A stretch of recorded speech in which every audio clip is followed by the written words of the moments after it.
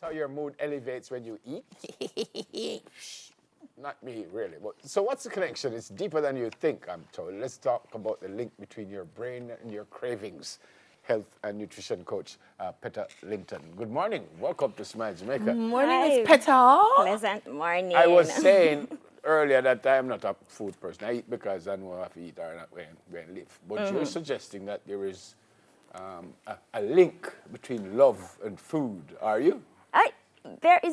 There's more to it than just love and food. It's actually coming straight to there's love. There is a link between food and the brain.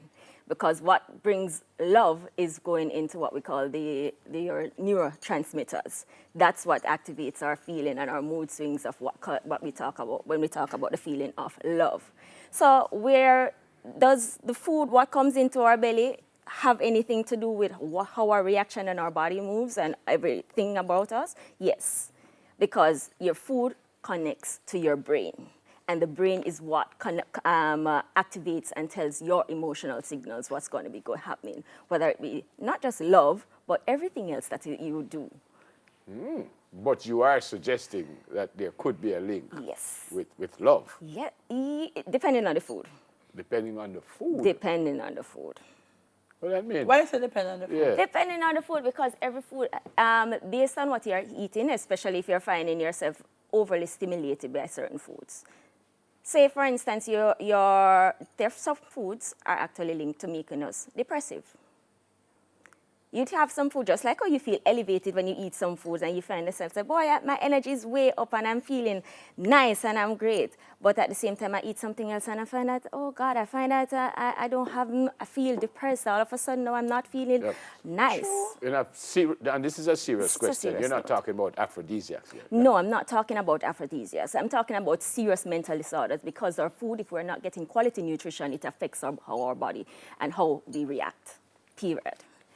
So we will find that most of what we're coming on now to say that, are we getting quality nutrition from the food in which we're taking in the first place? So you find that some people are overstimulating, not just on the sugar. So we've been seeing the biggest campaign on the sugary diet. And we look, even as a beautiful day, as Valentine's Day, we talk about love, we're always contributing it to sugar. Go back to what you said when Dana asked and you said depending on the food.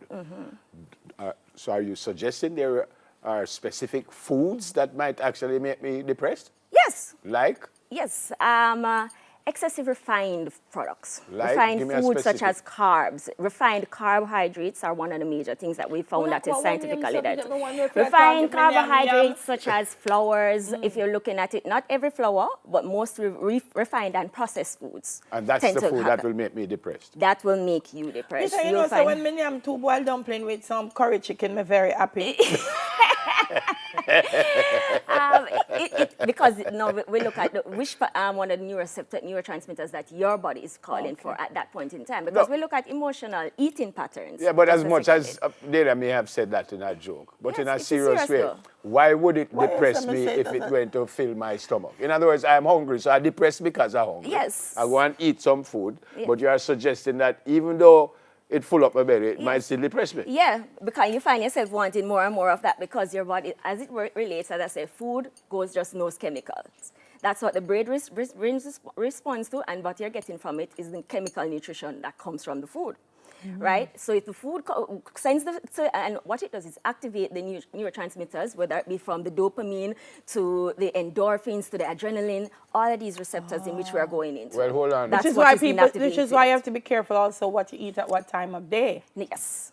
All of those are But hold on, look, Peter, you. because you tell us now the food that depress me. Tell me the food that make me happy. Of course. Because only that food there alone me want. So we look at the neurotransmitters such as the dope. We look at, say for instance, we say, why does chocolate make us feel this high energy?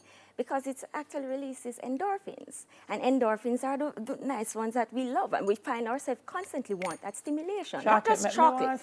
But there's difference, though, between chocolate, because that's another thing now. The chocolate of the day and the cocoa, let us put it more cocoa, because there's two different versions. There's chocolate and then there's cocoa.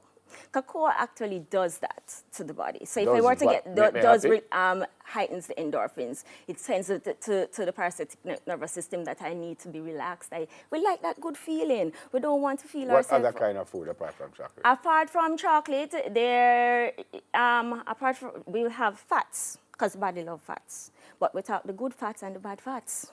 And that's just the side effect in what we tend to have is that we tend to go and more easily accessible the bad fats. So the good that's fats why the are fries, like what? the avocados, right? With Yeah, olive make me oil, happy. pretty much, and coconut oil, not so bad. Not too much of everything. As everything we need to do, moderation.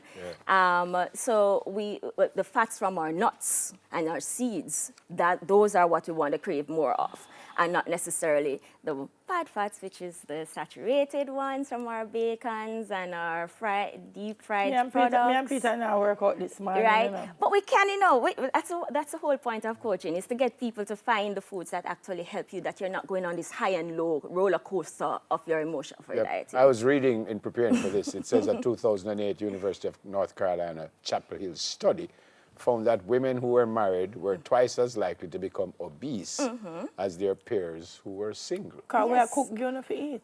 Those who were cohabitating but not married were 63% more likely to become obese than single women. Yeah, well, obesity Me has say a we- different dynamic, Me you know. say we are arrow jump from behind the camera and say, we. All right.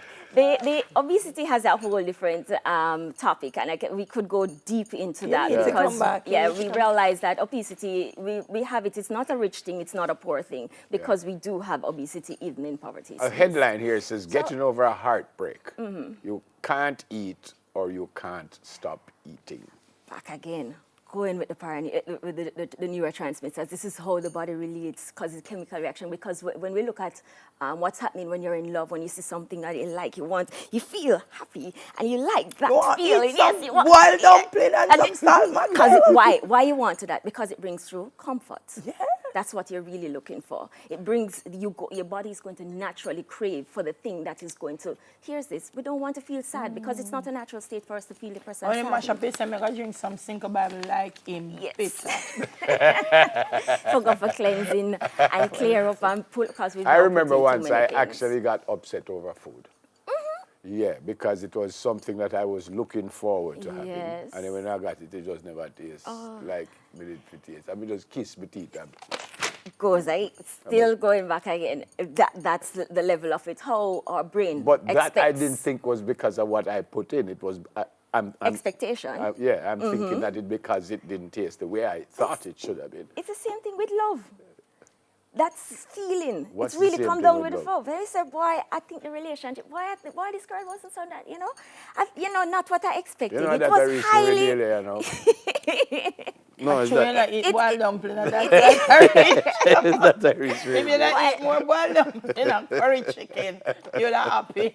But you don't want to eat those things. So. No, well, everybody is different. We have to be also mindful regarding to where we are currently in our life, what is going on with our bodies, and take into account that, and also our age and our beautiful thing, our graceful numbers.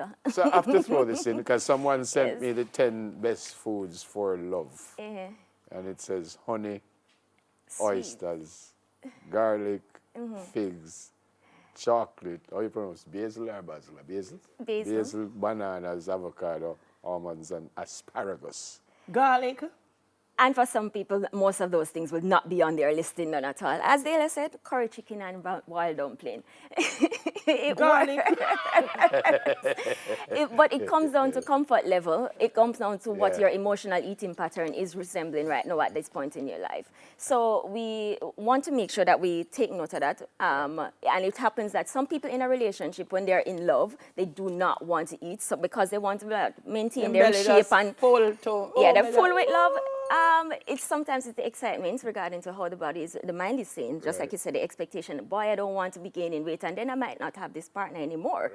All comes down to how our brain collectively decides what's coming in, why it's coming in. All right, thanks, Peter. All right. Good stuff. Peter. So I don't know if there's anyone over at the canteen. If you could just send me a couple cloves of garlic so I could What you gonna do with them? reciprocate the gift that I got from Happy Valentine. No, where's the permanence in garlic?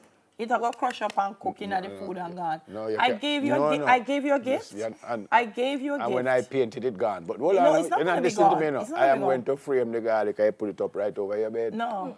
Every time you turn and I look at it, you say, what that man love I'm me body. I'm very hurt.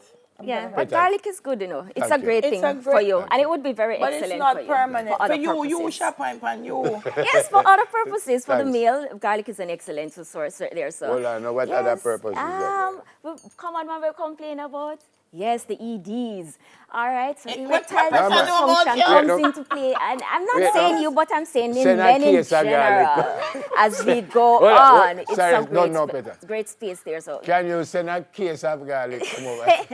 But it's also, me there and are my love ways. share it. No, Peter, Yeah, but there are ways to consume it. It's not just cooking. It's not cooking. The cooked-in version of the garlic, though. However, The raw it's the clove. raw cloves, and we have to crush it to release its active ingredients, so that. And we this is something basically like find it is the benefits. greatest antibiotic in the world or something like It that. is, but Yeah. overstimulation, just like we find with antibiotics that we include in the body, after a while, if our body is constantly Peter, being me fed talk to you certain for this, things, a everything case comes of down to garlic balance. coming up, folks. Good to Yes. see you.